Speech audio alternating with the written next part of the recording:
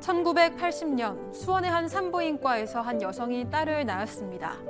딸은 부부의 사랑과 보살핌을 받으며 자라는데요. 그런데 지난해 4월 이 가족에게 큰 시련이 찾아옵니다. 딸의 혈액형이 부부 사이에서는 나올 수 없는 혈액형이라는 사실을 뒤늦게 알게 된 건데요. 결국 유전자 검사까지 하게 됐고 충격적이게도 친자 관계가 아니라는 결과가 나왔습니다. 이 부부는 산부인과에서 아이가 바뀌었다고 보고 손해배상 청구 소송을 제기했는데요. 그 결과는 어땠을까요? 산부인과에서 뒤바뀐 아기. 그 드라마 가을 동화 보시면 딱 그렇습니다. 근데 가을 동화에서는 그래도 중학생 때 다시 원위치가 되긴 하거든요. 자, 그런데 이건 지금 40년이, 아이고, 세상에 43년 전으로. 이 기자는 가을 동화 못 봤죠? 기억 안 나죠? 네, 못 봤습니다. 태어나지도 않았는 거 아닌가요?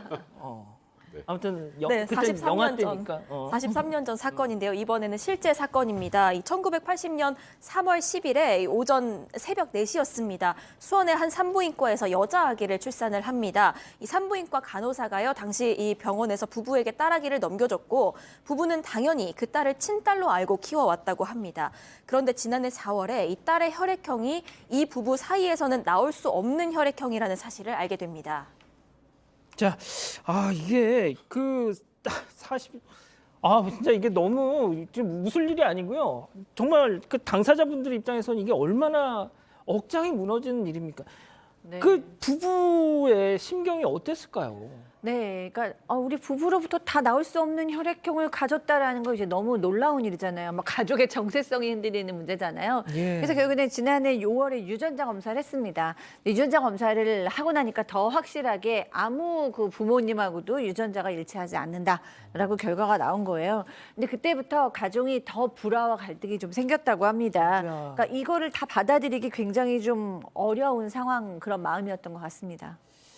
자, 그동안 이제 뭐 굳이 따지면 남의 딸을 키운 셈이 된 건데 그러면 친딸은 어디 갔으며 이 내가 지금까지 키워왔던 이 아이의 친부모는 또 어디 있느냐? 그러니까 일단은 지금 이 40년 동안 키웠던 아이가 우리 둘 사이에서 나올 수 없는 아이라는 게 확인된 거죠. 유전자까지 다 일치하지 않은 것.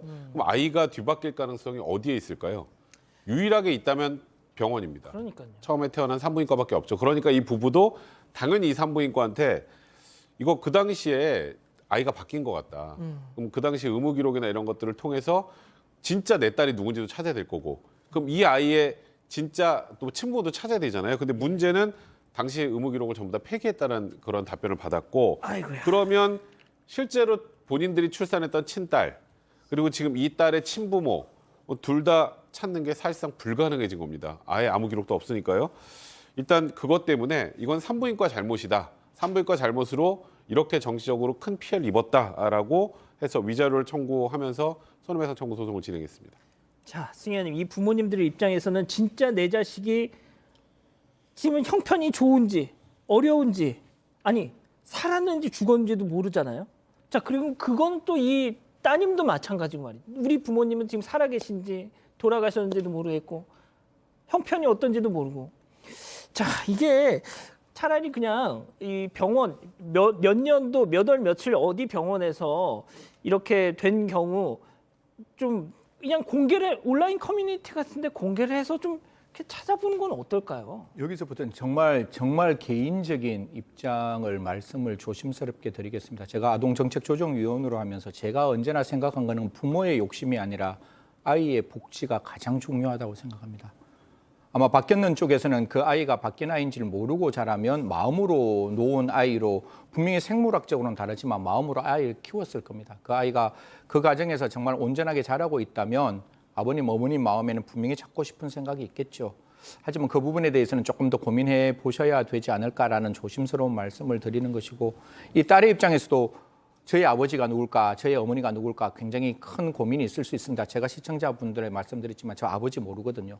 저도 아버지 굉장히 찾고 싶었습니다. 하지만 그 부분에 대해서 참았는 게 결국 아버지도 이유가 있을 것이고 그 아버지가 나를 버리고 갔을 때에는 그만한 생각이 있을 것이라고 생각하고 어머니가 절대로 아버지에 대해서 말씀하지 않았던 부분이 있습니다. 그렇다고 본다면 정말로 이 부분에 대해서 그 어머님, 아버님의 입장도 이해할 수 있지만 저 개인적으로 느꼈고 개인적으로 경험한 생각으로는 그 아이를 찾는 것보다는 마음으로 좀 묻어두시는 것도 필요하지 않을까 이런 말씀 드리겠습니다. 예, 그럼 일단 뭐 승 의원님은 그렇게 생각을 하시는 거고요.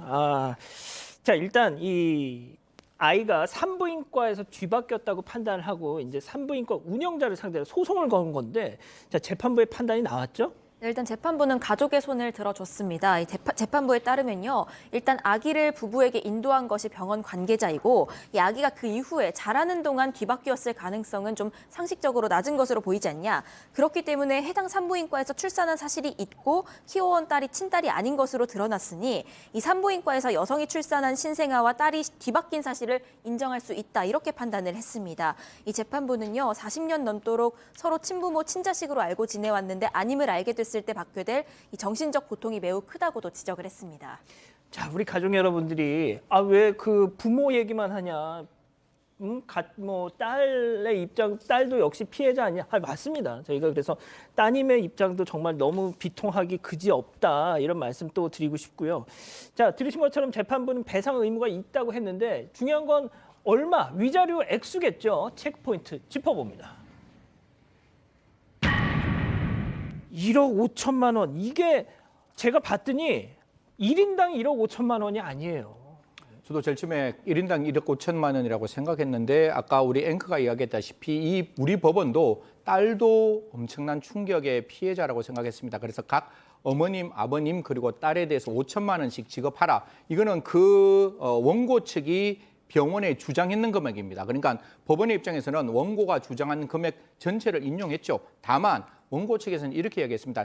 1980년 3월 사건일 거예요. 그러니까 1980년 3월로부터 아이가 바뀐 과실이 있으니 그때로부터 소급해서 연 5% 그 지연이자를 배상하라라고 이야기했는데 법원의 입장에서는 그 40년 동안은 제대로 딸로 알았으니까 그게 딸이 아닌 날짜를 확인한 2022년 5월로 판단해서 그 5월부터 지연이자를 배상하라고 이야기를 했습니다. 그래서 각각 5천만 원 원고 전부 성소로 해서 이자는 2022년 5월부터 5% 지연이자가 배상될 것이라고 보입니다. 백 변호사님, 뭐 저런 사정이 있다고 해도 이건 너무 적잖아요. 사실 원고가 청구한 금액 이상을 법원에서 인정할 수는 없기 때문에 그랬던 것 같고요. 아마 조금 더 높은 위자료를 청구했어도 받아들여지지 않았을까라고 개인적인 생각이 듭니다. 다만 이제 이자의 기산점을 처음에 병원에서 뒤바꿨을 때가 아니라 알았을 때로 한 것은 아마 소멸시효 문제가 좀 있었기 때문일 것 같고요. 일단은 재판부에서도 우리 통상 위자료 책정한 액수보다는 좀 많은 액수를 인정을 해줬던 건 그만큼 재판부 입장에서도 이 가족이 느꼈을 고통이 정말 상상하기 어려울 정도다라고 판단하기 때문인 것 같습니다. 자, 소장님 좀 짧게 좀 부탁드릴게요. 네, 저는 두 가지 굉장히 좀 복잡하고 안타까운 사건인데 두 가지 생각이 들거든요. 일단 첫 번째는 43년을 같이 살았으면 혈통적으로 부모와 자식이 아니라도 저는 가족이다라고 생각을 합니다. 그래서 서로가 서로한테 굉장히 기둥일 텐데 그 관계가 깨지지는 않았으면 참 좋겠다라는 생각을 합니다. 낳았다고 해서 그 올바르 정말 좋은 부모는 아니었다라는 걸 저는 상담사기 때문에 너무 많은 케이스를 보았거든요. 잘 기르신 것이 더 위대하다라고 생각을 하고요.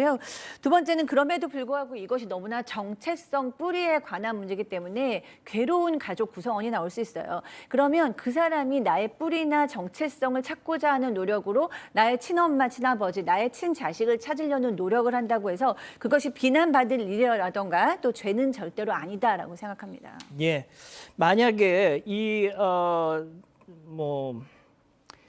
정말 가족, 우리 부모, 진짜 우리 딸을 찾고 싶으신 생각이 있으시면 저희한테 한번 연락을 주십시오. 저희가 좀 미력이나마 보탬이 될 수 있으면 되어드리겠습니다. 몇 월 며칠 어느 병원에서 아이를 낳았다 이런 정보를 저희한테 주실 생각이 있으시다면 연락을 좀 주십시오.